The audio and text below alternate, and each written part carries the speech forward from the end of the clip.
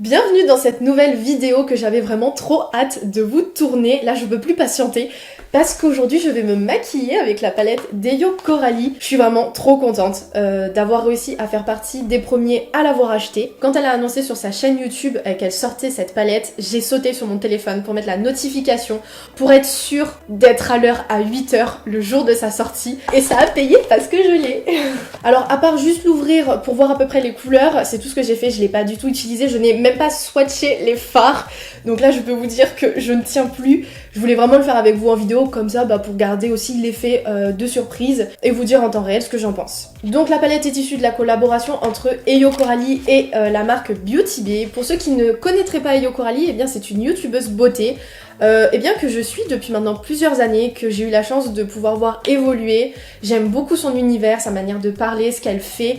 C'est rempli d'originalité mais tout en simplicité, elle se prend pas la tête et c'est ce que j'apprécie énormément. L'emballage se présente comme ceci, vert fluo avec des notes de rose. Il y a son prénom écrit en gros dessus, on peut pas le rater. Et vous remarquerez que sur chaque lettre, il y a des petits motifs différents. Donc ça c'est un détail que j'ai beaucoup apprécié. Déjà rien qu'en ayant la boîte, on reconnaît bien son univers, donc ça c'est un bon point. On va l'ouvrir ensemble, hein. Là vous avez le petit damier, ça c'est super sympa je trouve. Ils ont même mis du détail à l'intérieur. Et la palette, hop, qui est rose bien évidemment. Il y a un petit message au dos de la palette, alors je vais juste prendre un petit instant pour le découvrir parce que j'avais pas pris le temps de le lire. Donc What's Up Beauty, c'est Eyo Coralie. Bon, elle le dit beaucoup mieux que moi. Le moment tant attendu est enfin arrivé. Je vous présente ma palette en collaboration avec Beauty Bay. Elle contient tout ce que j'adore, des highlighters scintillants et des couleurs hyper intenses pour pouvoir imaginez les looks les plus créatifs et audacieux. J'ai hâte d'avoir vos retours et voir les superbes maquillages que vous allez créer avec cette palette. Merci à vous d'être là et de m'avoir donné la chance de vous partager ce que j'aime. Amusez-vous et en attendant, bisous. Oh, mais c'est trop mignon. C'est trop mignon. J'ai pas souvent vu des messages au dos des palettes comme ça, donc franchement, moi je suis trop contente. On va quand même l'ouvrir cette palette parce que je pense que c'est ça qui vous intéresse le plus et moi aussi. Donc je vous la représente très rapidement parce qu'on a quand même vu pas mal de photos passer. Le petit miroir ici, les fards en dessous. Elle se compose au total de 12 fards, chacun de 2,6 grammes et de 2 highlights à 8 grammes. Alors là je peux vous dire qu'avant de les creuser, vous avez le temps. Et chose que j'ai vraiment très appréciée au premier coup d'œil de cette palette, c'est l'organisation des couleurs. Elle a trié les tons chauds en haut et les tons froids en bas. Voilà, moi perso c'est une disposition que je préfère. Je trouve que quand les fards sont triés comme ça, on arrive mieux à visualiser les combinaisons couleurs, maquillage possibles. Je vous mets à l'écran les swatchs que j'ai réalisés. Alors vous pourrez voir que les couleurs sont vraiment ultra vibrantes. Vraiment, ça pète. Moi je suis trop fan. Et les highlights sont vraiment très brillants. Au niveau des couleurs, je sais pas trop sur quoi partir. En fait, tout me donne envie, c'est un truc de fou. Le rose fluo là, franchement, je veux trop l'essayer. Je sais pas, il me donne trop envie. Le jaune aussi, voir s'il va vraiment rester jaune. Là, l'espèce de vert menthe, j'adore. Le lilas aussi. À la rigueur, je dirais que ceux qui me font le moins envie, c'est le rouge et le bleu. Voilà. Ouais, parce que j'avais bien envie aussi de faire un rappel avec le packaging et reprendre le côté tigré des lettres. Parce que je trouvais ça super sympa. Mais je vais faire au fur et à mesure, puis on va voir où ça va me mener. Hein. Vous remarquerez que j'ai déjà fait mon teint et mes sourcils. Par contre, j'ai rien du tout sur les paupières, donc je vais venir rajouter ma petite base HD de chez NYX. Et je vais venir l'estomper ensuite avec mon pinceau. En premier, j'ai bien envie de prélever le fard Pick Gum, celui qui est rose fluo. Ah oui, alors par contre, j'en ai pas prélevé beaucoup, mais regardez tout ce que ça m'a mis. Ah bah ça promet, c'est ultra intense. Franchement il se dégrade bien. En premier fard là j'ai rien à dire. Hein. Puis il reste quand même super intense. Alors vous voyez que je remonte un petit peu au-dessus de mon pli paupière, hein, parce que moi j'ai pas énormément de place. Et là j'ai prévu de faire un assez gros maquillage. Donc j'ai envie que ça se voit. Hein. Par contre ils sont vachement poudreux. Regardez comment je tape bien mon pinceau, ça c'est toutes les chutes qui sont tombées dessus. C'est pas les textures de fard que je préfère travailler, mais par contre niveau pigmentation j'ai rien à dire. Hein.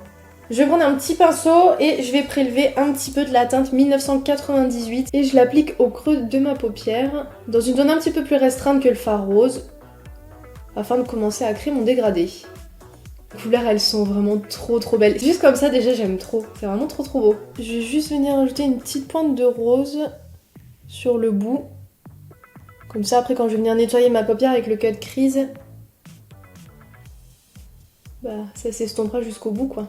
Je vais reprendre ma base HD et avec un petit pinceau à lèvres, venir délimiter mon cut crease Par contre, ce que j'aurais dû faire avant, histoire que ce soit vraiment bien propre, c'est de peut-être démaquiller avec un petit coton-tige. Parce que là, du coup, ça vient légèrement teinter la base. Bon, après, je pense que comme je vais repasser dessus, ça va passer. Mais si vraiment vous voulez un truc net, ouais, venez démaquiller avant. Je prélève, du coup, la teinte citronnade. Je vais déborder un tout petit peu sur le bas, comme ça me fera une jointure. Oh, il est ouf! On le voit bien. Ah, j'aime trop. Avec le même pinceau, mais que je vais venir essuyer, je vais passer à la teinte Tutti Frutti. Parce qu'il faut pas oublier que chaque pinceau utilisé, c'est un pinceau qu'il faudra laver. Donc, c'est toujours un peu chiant sur le moment. Ensuite, j'ai bien envie d'essayer la couleur Juicy, juste pour voir ce que ça va donner. Si je la mets à côté... Ah ouais, ça fait un sorte de rose pamplemousse. Donc là, c'est toujours la même chose, hein, je ne fais que remplir là où j'ai appliqué ma base avant. Puis après, avec la tranche de mon pinceau, je viens marquer un peu plus le bord de mon creux de crise. Alors là, ce qui aurait été bien, c'est de venir intensifier juste sur la pointe, pour donner un peu plus de contraste, puisqu'on est principalement sur des couleurs quand même assez vives. J'avoue que le fait qu'il n'y ait pas de noir, c'est un peu problématique pour ça. Sinon, j'étire le Juicy jusqu'au bout et en fait, je vais juste fermer mon liner au violet et au rose. On va faire ça, je pense, hein. Ouais. Puis de toute façon, après, je repasserai par-dessus avec mon liner. Je vais venir prendre un autre petit pinceau plat et je vais tester la couleur acide. Non mais regardez-moi ça, comment ça pète. À chaque fois, j'en prends toujours qu'un petit peu et c'est ouf. Ah ouais, non mais elle est trop belle. Franchement, elle porte vraiment bien son nom. Je vais venir un petit peu le fondre avec le jaune. Même en estompant pas mal, les couleurs ça fadise pas du tout. Donc ça c'est top parce qu'au moins il n'y a pas besoin de les travailler pendant 3 heures. Et je vais prendre mon pinceau estompeur qui est biseauté. Ça va m'aider justement pour estomper en pointe. Je trouve que c'est plus simple que ceux qui sont en boule. Je vais venir aussi un petit peu le fondre avec le trait vert en dessous, histoire que ça s'arrête pas trop nettement. Alors, j'avais parlé de faire un truc zébré tout à l'heure, je pense que c'est le moment. Je vais le faire en liner. J'ai envie de tenter l'originalité, je vais partir sur le vert. Alors, j'ai trouvé ces deux-là, donc c'est pas des liners à proprement parler. C'est des aquacolors, mais pour la vidéo, ça va très bien le faire, hein.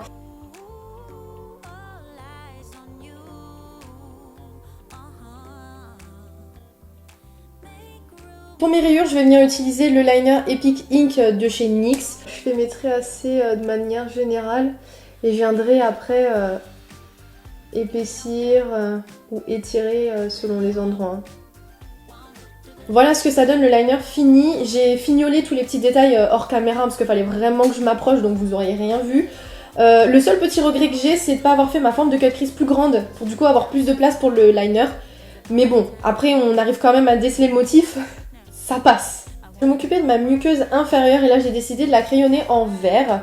J'ai choisi l'Epic Wear en référence Emerald Cut afin de juste faire fondre ma muqueuse avec le reste de mon fard à paupières.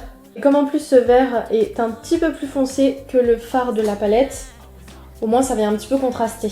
Pour le mascara, je vais utiliser celui de chez NYX, le On The Rise, que je vous ai déjà parlé. C'est un que vous voyez très souvent dans mes vidéos, hein. Je crois même qu'il y est dans toutes. Pour les cils du bas, je dis juste mon petit goupillon, avec les restes de mascara en fait que j'ai enlevé avec les cils supérieurs.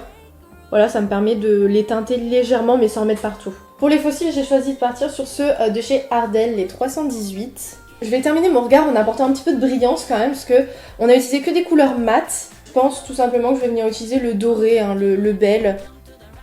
Oh, ah, attends, je vais essuyer mon pinceau. Sinon ça va me faire une grosse démarcation paillettes. Oh là là. Je sais pas si vous allez voir. Bon, enfin, attendez, je vais le mettre jusqu'au bout, mais comment il brille de ouf.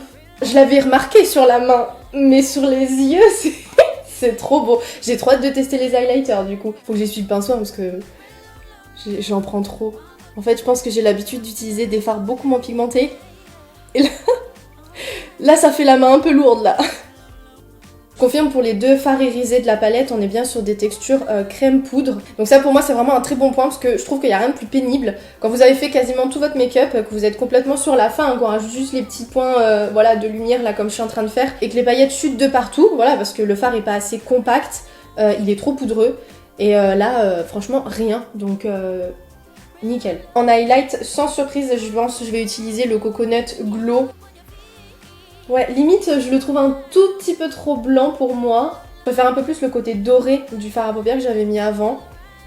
Après, ça passe, hein, c'est pas... Je vais laisser comme ça pour les yeux.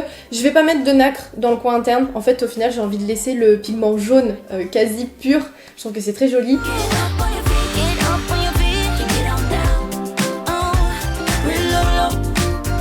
Je vous retrouve directement à la fin de ce make-up. J'ai juste retouché un petit peu mon teint. J'ai appliqué un gloss.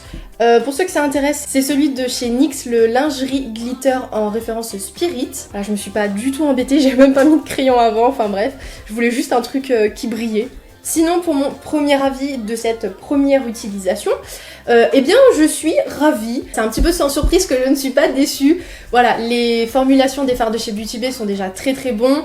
Et Yo Coralie, je supposais qu'elle allait faire du très très bon travail. Les fards sont vraiment très bons, la pigmentation rendez-vous. On arrive en fait à avoir sur les yeux ce qu'on voit visuellement là. Et c'est pas le cas de toutes les palettes, voilà. Mais attention quand même, niveau accessibilité, je la conseillerais pas aux débutants parce que les fards sont poudreux, très pigmentés, il faut déjà quand même un petit peu maîtriser ça. Après je dis pas que si vous commencez vous pouvez pas vous maquiller avec cette palette, hein. Mais je préfère juste vous prévenir qu'il faudra peut-être un petit peu d'entraînement au début parce que ça risquera de vous faire drôle.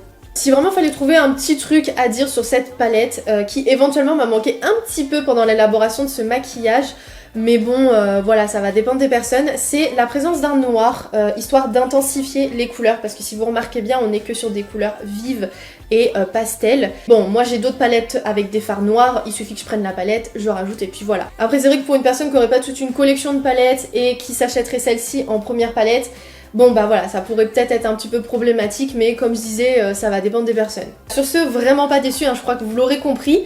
Je félicite vraiment Coralie pour son partenariat parce que c'est un super truc. Si cette revue test vous a plu, n'hésitez pas à laisser un pouce en l'air, un commentaire ou bien même à partager. C'est gratuit et ça fait toujours plaisir. Et puis nous on se revoit la semaine prochaine. Ciao.